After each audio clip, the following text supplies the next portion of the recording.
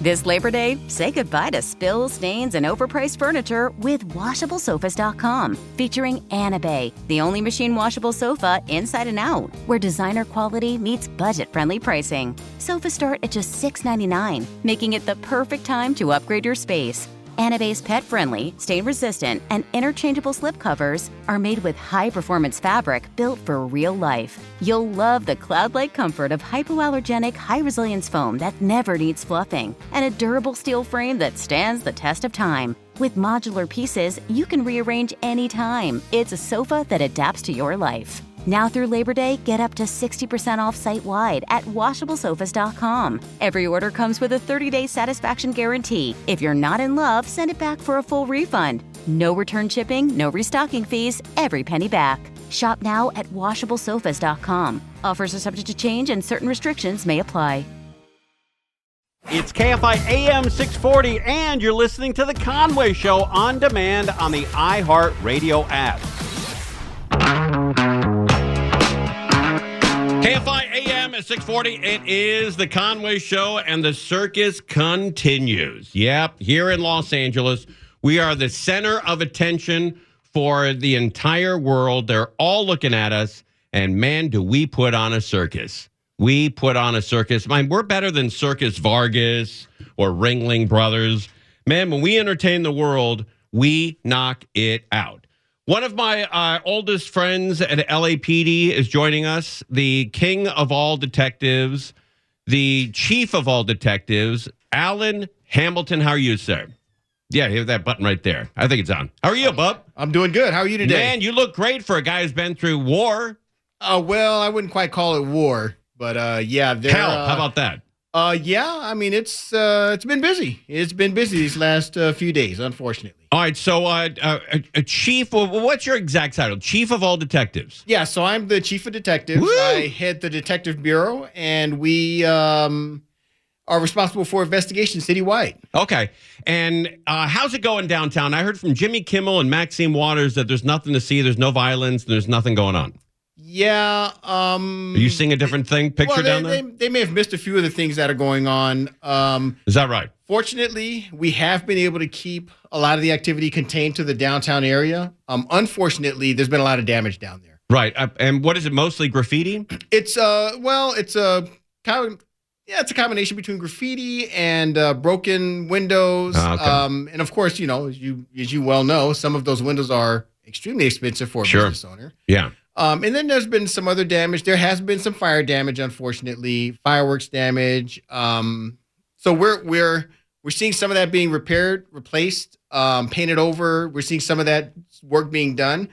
Unfortunately, a lot of our business partners in the business districts have chosen to cover up their glass windows with lumber and what have you. So that gives a different look to the community. Yeah. I would love to get back to the point where that's not necessary because it's not fair for our businesses.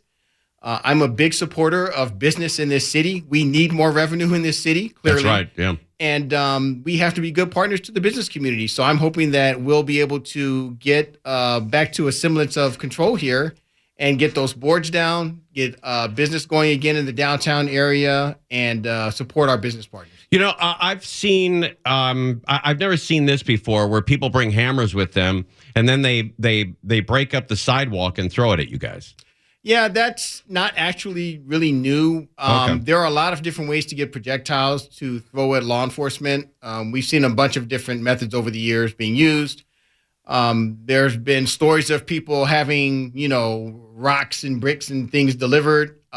We know that people move that stuff around. I don't know about the delivery part of it. They're probably not calling to get it delivered. Right. It's tough to get a load of bricks being delivered into a riot zone. Well, you'd be surprised, Tim. Is that right? Yeah. Okay. I mean, so don't forget there's always construction and other things going on in the city. Right. So if those materials are nearby, they're going to be co-opted for that purpose, unfortunately. And we would ask that the public not take control of those types of items and use them against law enforcement. How's that use going? them against buildings. Well, is the curfew helping out? The curfew's definitely helping out. Okay. Now keep in mind, and again, I'm going to say this, it's a fairly restricted area of the city that is being affected right now. But as you saw last night, we had a group that was downtown They were originally marching around downtown. I saw that, yeah. They were doing a little bit of graffiti and vandalism here and there, and then they left the downtown area, and they ended up over in the Westlake District. Right. And then they kept going, and they ended up in Mid-Wilshire. Right. So now, then what do you do with these groups that are now outside of the curfew zone? And my response to that is and I'm going to be clear about this. Right. It doesn't matter whether you're outside of the curfew zone. If you're engaged in illegal activity, we tell you as a group that you're an unlawful assembly and you continue to violate the law, you're going to be subject to arrest by LAPD officers. Period. Full stop. That's all there is to it. There have been enough warnings. I had a discussion with the chief this morning. It was follow-up to our discussion a couple of days ago. We have extended a lot of grace, warnings, and all the other stuff.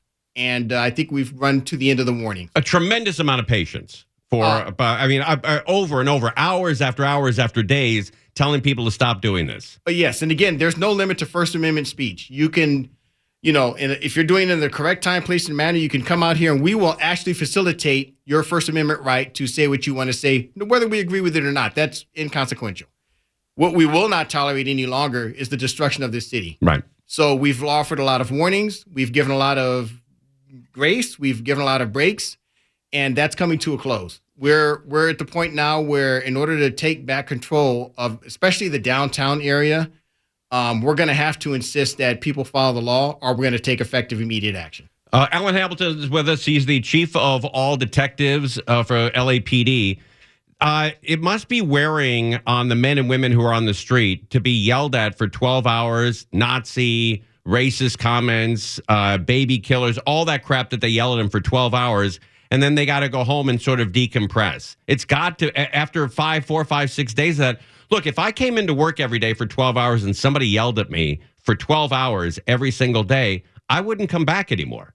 Yeah, I mean, so I'm thinking back in history. I don't think there were a lot of black Nazis. So I'm really surprised when people accuse me of being a Nazi, right, and all these other things. What I remind people of is we're the department for the city. We're the police department for this city, and we reflect the city. The city. That's right. Very, very, very, very closely. Yeah, I see a lot of Hispanic names on the sleeves or on the shirts of these cops. And what I would tell the people that are calling us Nazis and all of the other names is I would remind them that a lot of us, very much like me, grew up right here in this city. Yeah, you grew up in Central or South LA? I was born in South Central LA and grew up in the city of LA. And I would remind people that this is your LAPD. We're the same LAPD we were last week and the same LAPD we were last month. And I would say this to the officers that are listening.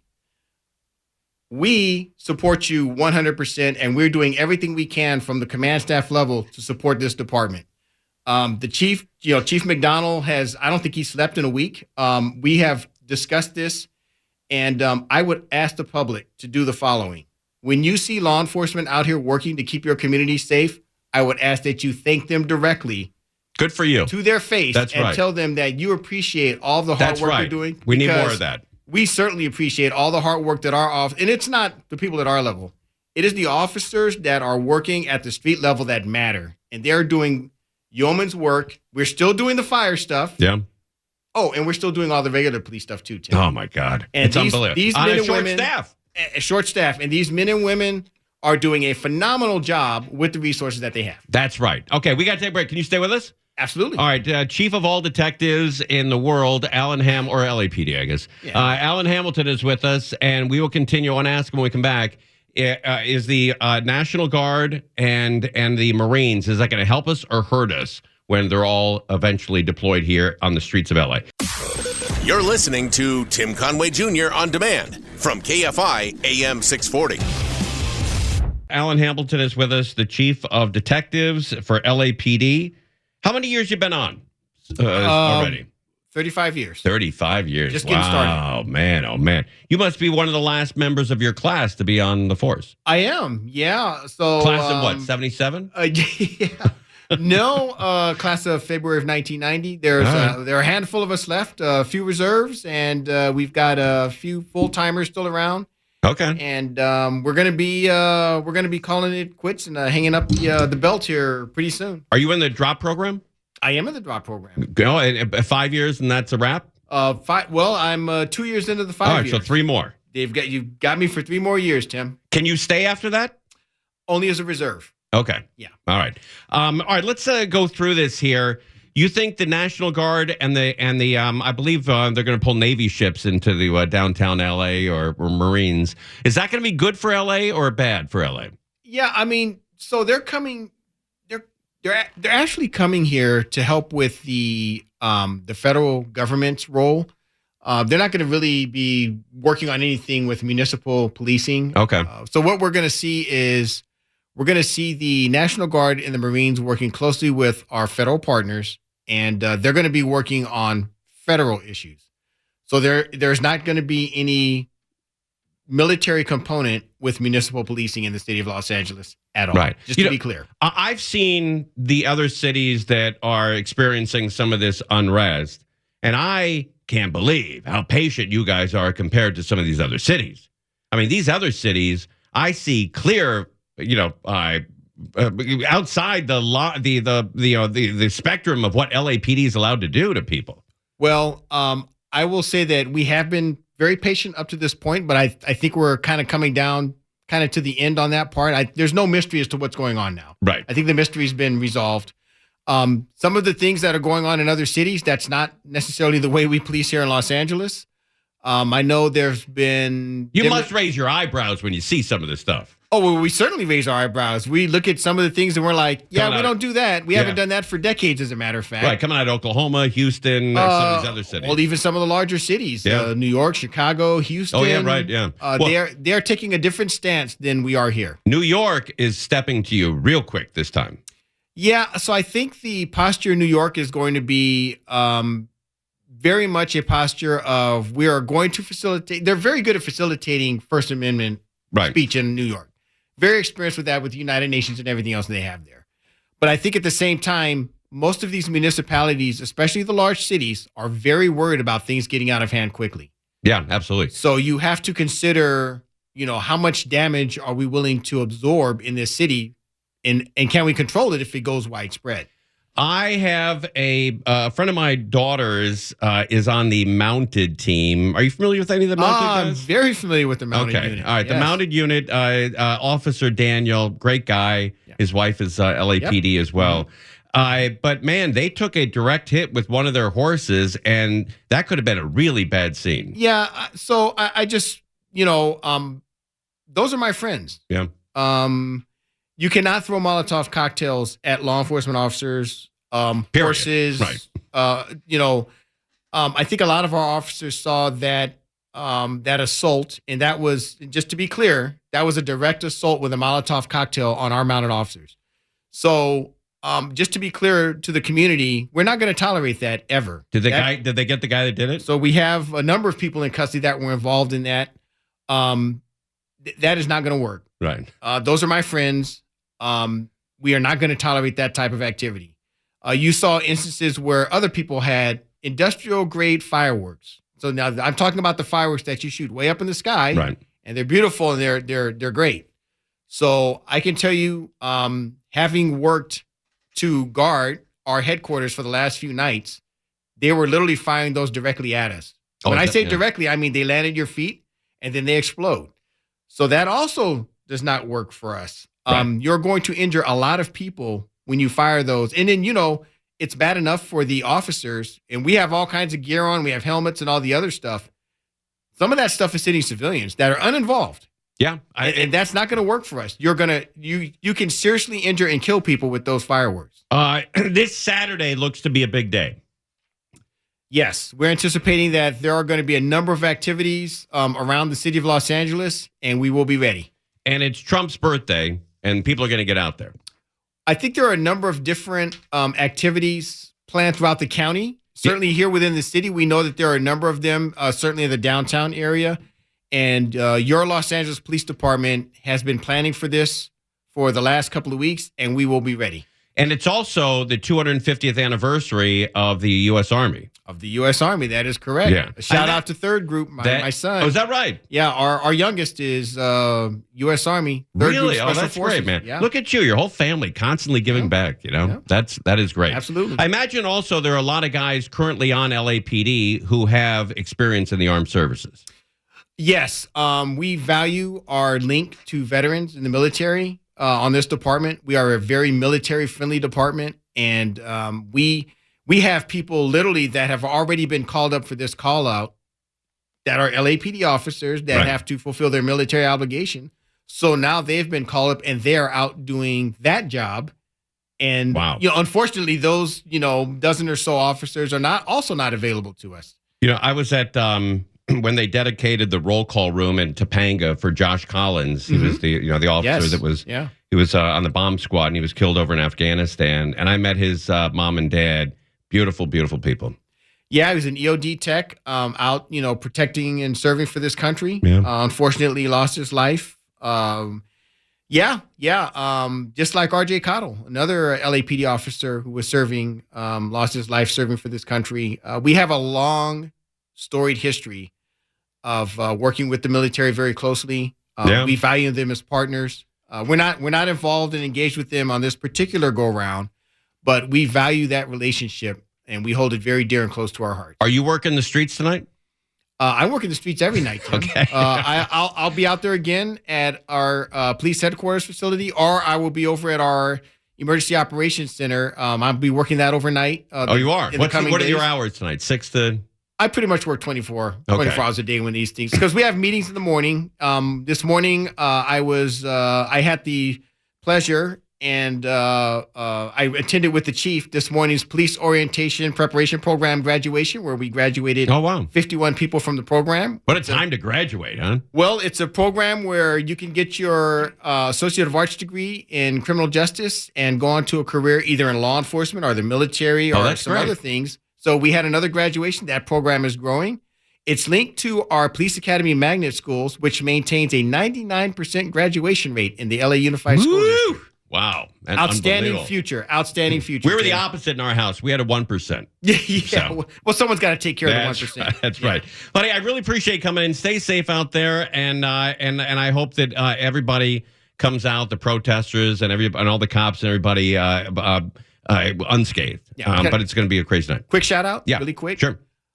This is going to be for the men and women of the Los Angeles Police Department and all of our allied agencies who on a phone call came to back us up. I want to say this for the leadership of this department. We value all the hard work that you are doing, and we truly appreciate, and we want to extend our thanks to you for all the hard work that you've done over the last few days and that you will do over the coming days to keep the city of Los Angeles safe. Amen. We truly appreciate everything that our officers are doing, and I would ask the community when they get the chance to specifically go up to an officer and thank them for all the hard work that they're doing. That's great. I've met a ton of police officers over my lifespan, and every single man or woman I've met with that uniform on has been an outstanding person. Every single one of them. But I appreciate coming by. We'll welcome anytime. Thanks for having me, Tim. All right, thank you, sir. Alan Hamilton, the chief of all detectives, right here. You're listening to Tim Conway Jr. on demand from KFI AM 640. This Labor Day, say goodbye to spills, stains, and overpriced furniture with WashableSofas.com. Featuring Anabay, the only machine washable sofa inside and out, where designer quality meets budget-friendly pricing. Sofas start at just $6.99, making it the perfect time to upgrade your space.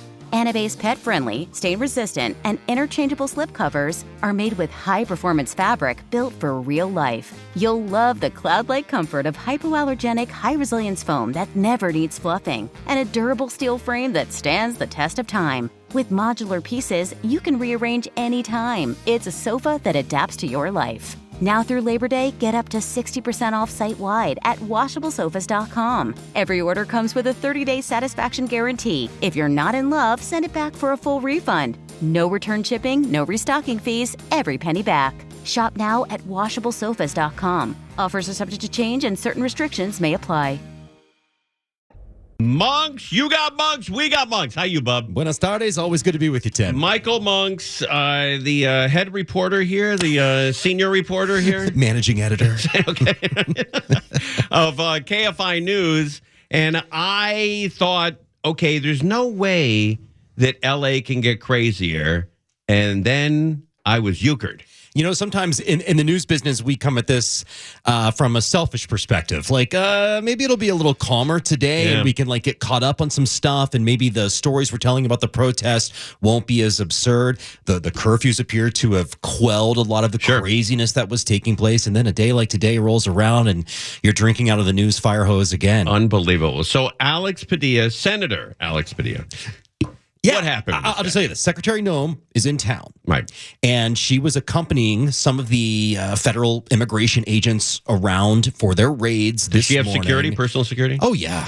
Not just personal security. We're talking Secret Service. Oh, really? Okay, so they're not messing around with cabinet secretaries. Okay. After some of the events of this morning, she held a press conference where she talked about how bad LA is doing and all of that sort of thing that you would expect from the Trump administration at this point. But while we're listening to the press conference, all of a sudden you hear a ruckus in the background. Let me just tell you, as a guy who covers these things, when federal officials come into town, no Tom, Dick, and Harry can just walk in. Right. I mean, they want complete order. You have to be credentialed, and often for higher level people like this, you have to RSVP and be maybe screened a little bit because they don't want this kind of disruption. This was in a room at a federal building. So who's heckling the secretary? Right. We hear this noise taking place in the background.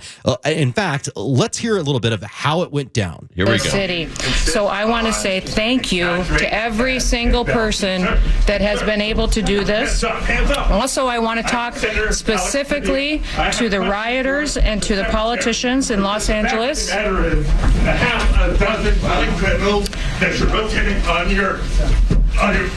I also want to talk about specifically. So Secretary Noem soldiers on through her remarks while this ruckus is taking place in the background, and it was quickly learned that the ruckus was caused by Democratic Senator from California, Alex Padilla. Wow. But you know what? He was not dressed like a senator. He was dressed like he was working there. It was like one of those federal jackets, with the logo on it. That like he could have been security or something, or or Secret Service or something. And it was odd. And then so they take him out and they handcuff him. They took him to the floor.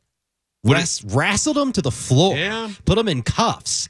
And he says afterwards that he was already at that building for an unrelated meeting, but found out Kristi Noem was going to be there and thought, I've got a couple of questions for Kristi Noem. Why don't I slither into this press conference and try to ask them?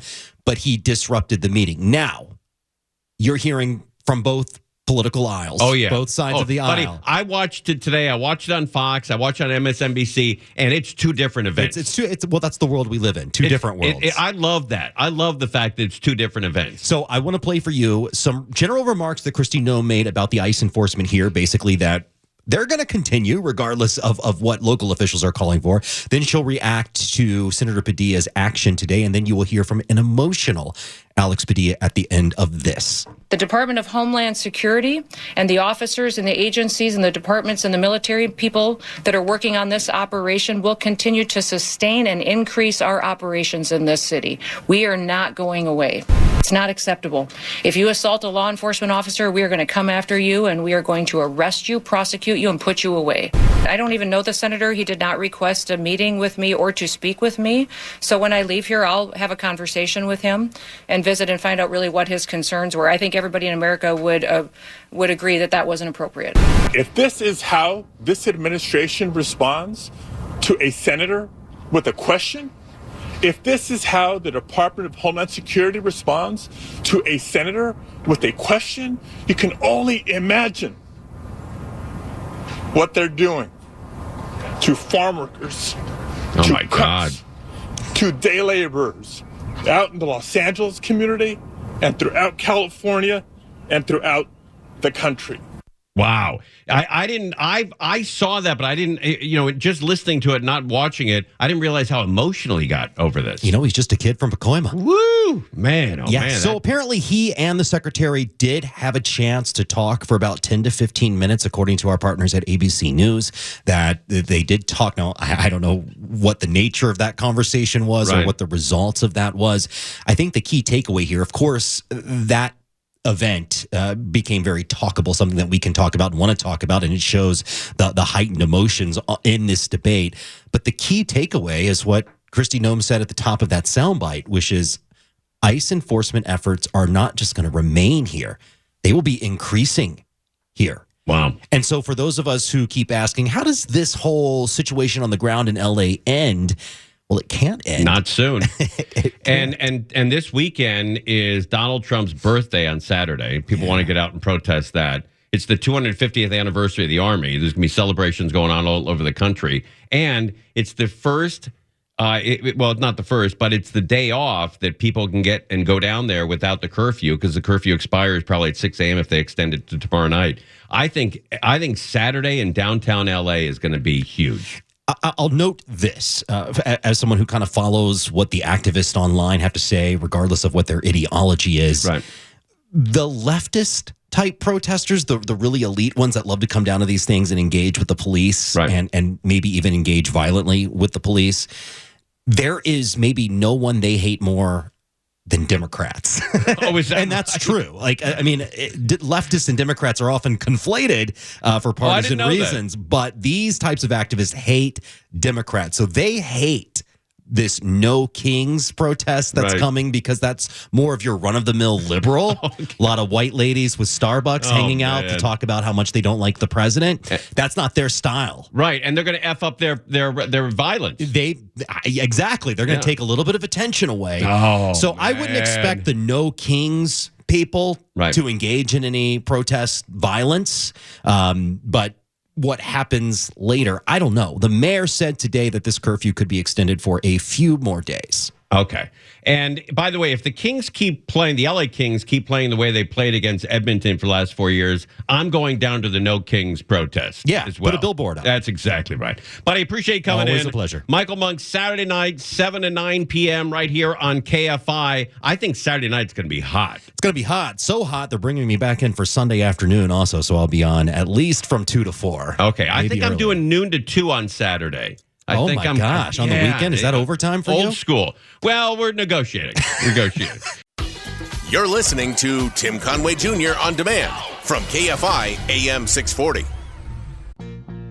This Labor Day, say goodbye to spills, stains, and overpriced furniture with WashableSofas.com. Featuring Anabay, the only machine washable sofa inside and out, where designer quality meets budget-friendly pricing. Sofas start at just $6.99, making it the perfect time to upgrade your space.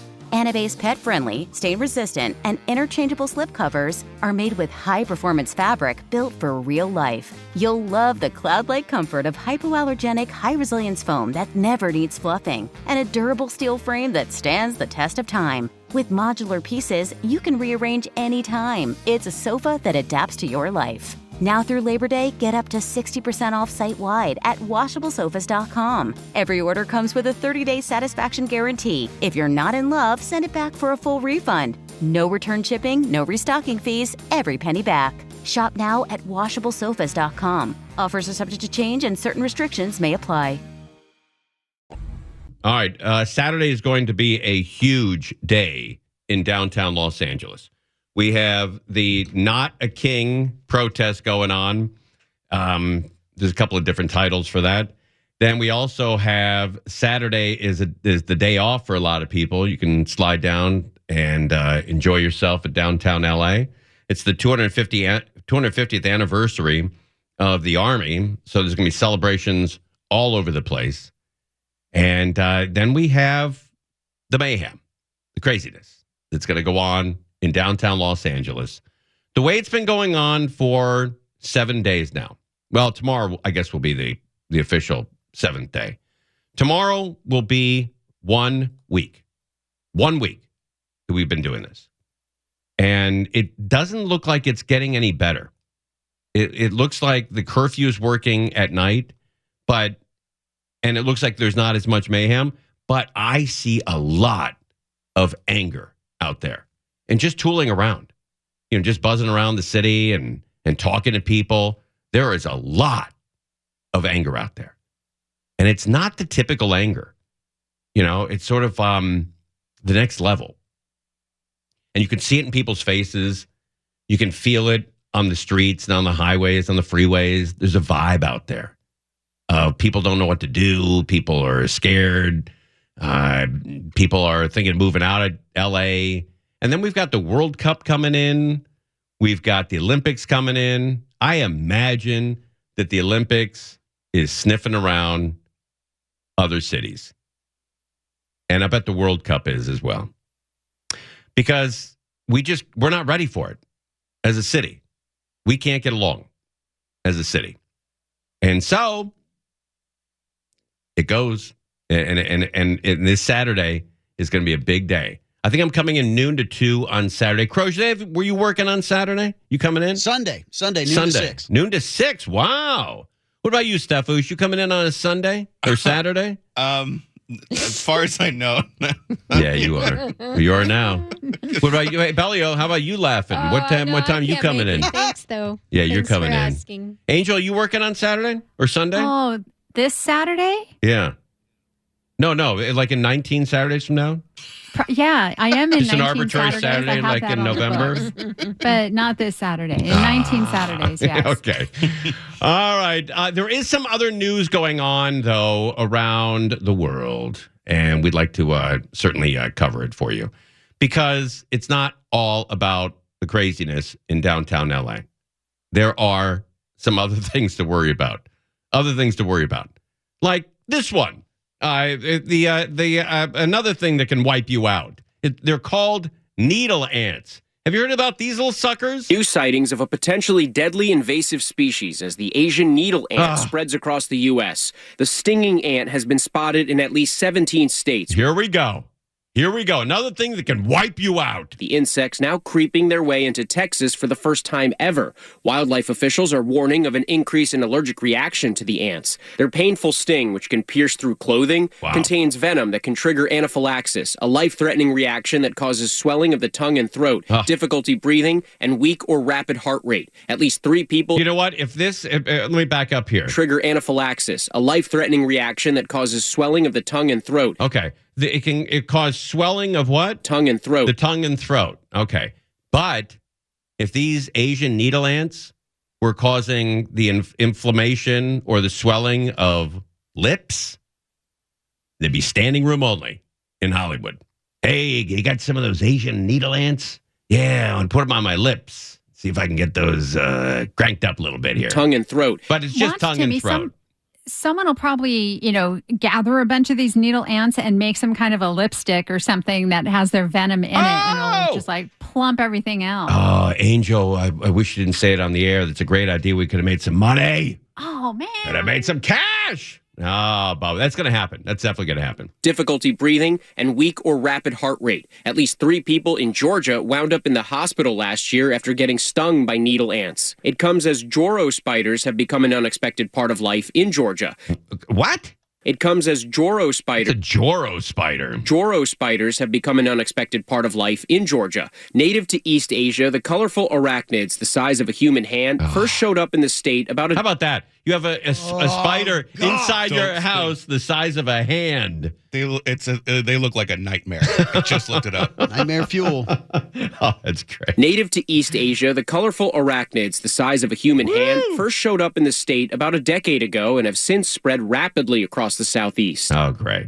Trichinophila glavata. They'll be here. What color are they? Bless you. Purple? They're black and they got yellow stripes. yellow. They look like a bumblebee on top because their hindquarters yellow and black striped, and then they got a red underbelly. And they got daddy long legs, but they're thick. Yeah, they look like daddy long legs, but the size of your hand. Yeah. Like a tarantula? No. Real thin legs. Oh, I got to look at like it. a daddy long leg. Yeah, he's right. It looks like the middle part looks like a bee. Yeah, and then they have really big, long legs. Yeah, the body looks like a bumblebee. It's the end of society. Yeah. It is. Kill me. Scary. Yeah, with the ants, the killer bees, the killer spiders, and crazies. Spiders, when they get scared, they freeze and they don't do anything. I don't know what you would have to do to get bitten by a Joro spider, but it's very, very unlikely. And even if it happens, it's not going to be dangerous. The Asian needle ant is not the first invasive insect sparking concern over its deadly sting. My wife got stung by a black widow while she was pregnant. We were talking in the kitchen. She felt something on her arm, and then a spider fell down. It was a black widow, and she got bit by a black widow. And she goes, "You got to take me to the hospital. You got to take me to the hospital." I said, "Sweetie," I said, "nobody's ever died from a black widow sting. Relax." And she goes, "That's not true. People die all the time." I said, No. Truth is, I was actually watching a game on TV. I was going to say. Yeah. What? think it was horse racing. But no, people don't die from black widows. Said it's unlikely. That's a myth. Yeah. You But can, brown but it's unlikely. recluse, Your brown recluse, that'll kill you before you hit the ground. Yeah, you need to watch for that That's red line right. going up your arm and get to the hospital That's ASAP. Right, Bellio. I don't know. How'd you know that? That's Because it scares me, so I've never forgot that. Kill it with fire. All right, we're keeping an eye on downtown LA. It looks like everything's calm for now, but the curfew starts in 3 hours and 1 minute. We're live on KFI AM 640. Conway Show on demand on the iHeartRadio app. Now, you can always hear us live on KFI AM 640, 4 to 7 p.m. Monday through Friday, and anytime on demand on the iHeartRadio app. This Labor Day, say goodbye to spills, stains, and overpriced furniture with WashableSofas.com. Featuring Anna Bay, the only machine washable sofa inside and out, where designer quality meets budget-friendly pricing. Sofas start at just $6.99, making it the perfect time to upgrade your space. Anna Bay's pet-friendly, stain-resistant, and interchangeable slip covers are made with high-performance fabric built for real life. You'll love the cloud-like comfort of hypoallergenic, high-resilience foam that never needs fluffing, and a durable steel frame that stands the test of time. With modular pieces, you can rearrange anytime. It's a sofa that adapts to your life. Now through Labor Day, get up to 60% off site-wide at WashableSofas.com. Every order comes with a 30-day satisfaction guarantee. If you're not in love, send it back for a full refund. No return shipping, no restocking fees, every penny back. Shop now at WashableSofas.com. Offers are subject to change and certain restrictions may apply.